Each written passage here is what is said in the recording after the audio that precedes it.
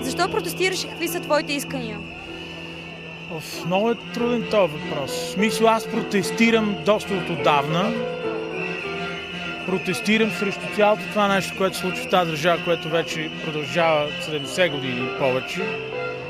Протестирам срещу алчността, протестирам срещу невъзпитанието, протестирам срещу липсата на образование и срещу мене изведнъж застават хора, които ми слагат човек, който не прилича на нищо, пълен паропитек, който ще трябва да вземе главна длъжност в тази държава. Демек, мутра ще се бори с мутрите. Това е първата идиотщина.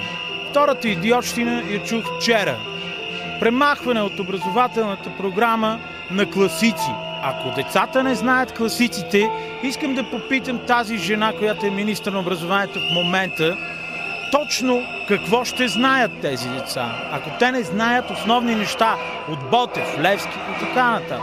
Това са пълни глупости. Аз протестирам с този народ, но протестирам и срещу него. Защото този народ 70 години избира едни и същи олигофрени. И това не се спира, и не се спира, и не се спира. И аз не знам какво да направим.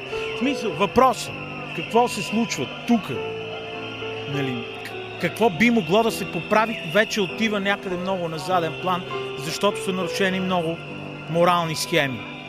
Нямаш възпитание, нямаш образование, изискваш от хора да правят нещо. Трудно. Кое според теб е най-тревожното нещо в държавата? Най-тревожното нещо в държавата е липсата на възпитание и липсата на образование. Няма такива понятия. Или ако те съществуват, те се концентрирани в малък процент от хора. Нали разбираш, че в мисъл този малък процент хора са като богатите хора. В мисъл, имаме богати простаци и бедни интелектуалци.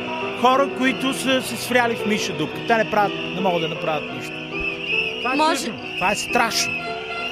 А може ли политическата класа по някакъв начин да си върне доверието на хората?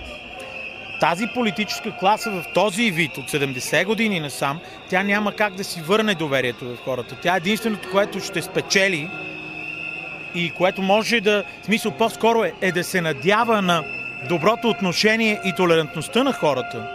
Защото тези нежни революции са глупости. Това са пълни глупости. В един момент този народ ще обезумее.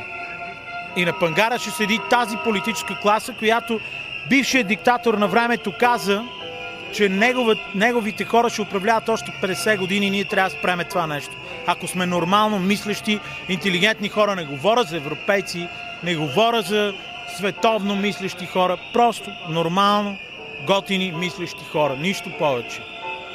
Да излеземе от това нелепо селско регионално мислене. Ще ми извинат. Бай, селяк, но е така. Сори.